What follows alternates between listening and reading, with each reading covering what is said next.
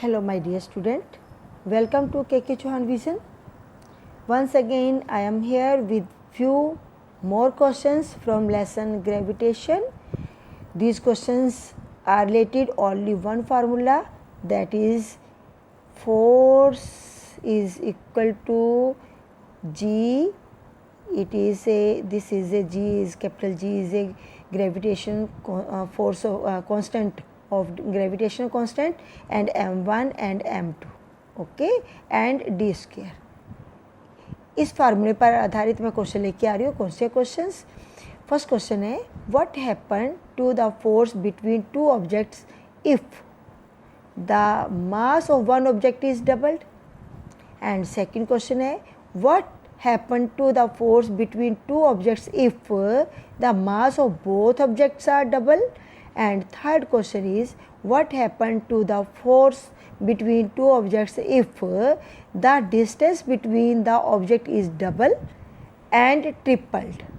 Okay, तो first start करती हूँ इस पार्ट को.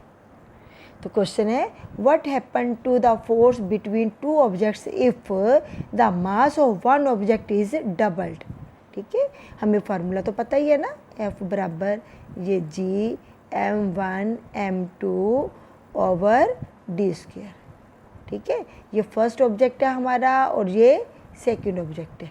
ठीक है, उन्होंने कहा है कि एक ऑब्जेक्ट का हमने मास डबल करना है, तो इसका मास मैं डबल कर देती हूँ. तो जो आंसर आएगा वो क्या होगा?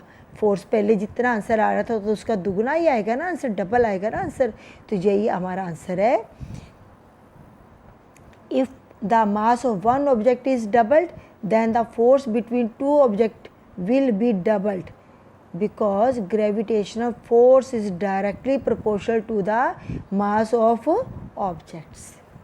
ठीक है, तो ये फार्मूले में हमने पढ़ा हुआ है, इसको किया हुआ है. डायरेक्टली प्रोपोर्शनल है दोनों ऑब्जेक्ट्स के मास के, जो इनका प्रोडक्ट करते हैं ना उसके.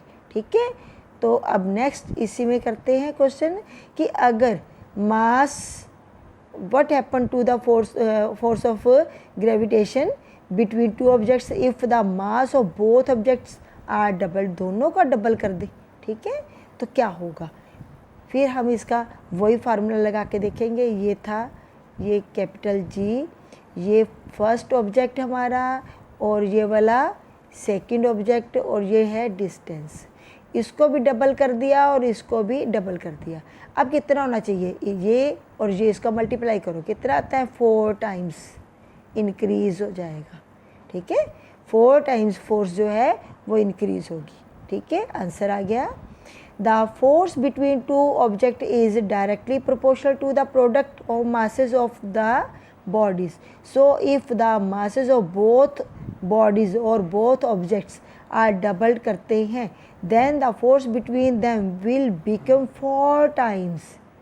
ठीक है, ये भी आंसर हो गया.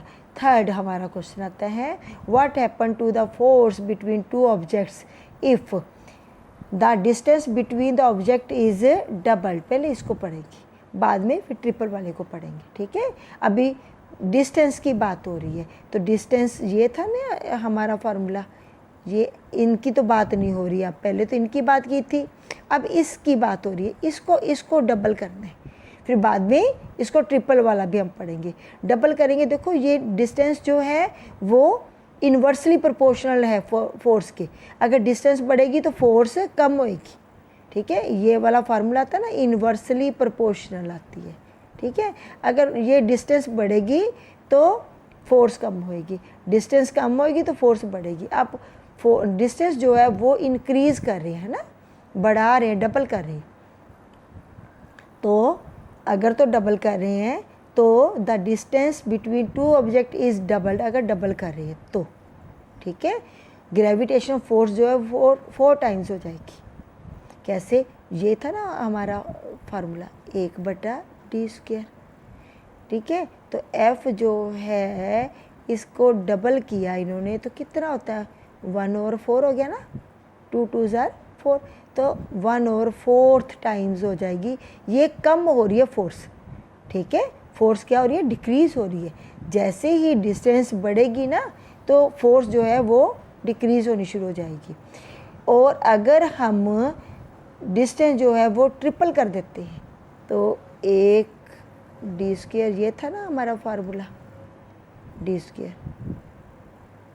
अगर हम इसको ट्रिपल कर देते, ये मैंने ट्रिपल कर दिया, तो अब कितना होना चाहिए, फोर्स जो है 1/9, ठीक है। तो फोर्स जो है वो 1/9 टाइम हो जाएगी।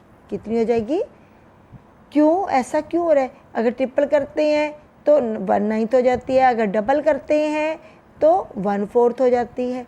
क्यों होता है, क्योंकि फोर्स जो है वो इन्वर्सली प्रोपोर्शनल है किसके, स्क्वायर ऑफ द डिस्टेंस। मैंने बार बार ये फार्मूला लिख रही हूँ, फोर्स जो है वो इन्वर्सली प्रोपोर्शनल है to the square of distance, ठीक है। अगर मैं पूछूं कि डिस्टेंस अगर 4th टाइम कर दे, डबल भी नहीं करनी, ट्रिपल भी नहीं करनी, 4 टाइम्स कर दे, इंक्रीज़ कर दे, तो फिर कितनी होगी, 16 टाइम जो है वो फोर्स कम हो जाएगी। अगर डिस्टेंस हम 4th टाइम इसका 4 गुना बढ़ाते हैं ना तो इसको बढ़ जाएगी, ठीक है। तो ये थे हमारे क्वेश्चंस आज के। तो एक ही क्वेश्चन, एक ही फार्मूले पर रिलेटेड थे ये क्वेश्चन, और ये लेसन ग्रेविटेशन में से लिए थे। उम्मीद है आपको ये क्वेश्चन आज का समझ आया होगा और ये आपने नोट्स भी तैयार करनी है। Thank you for watching my video.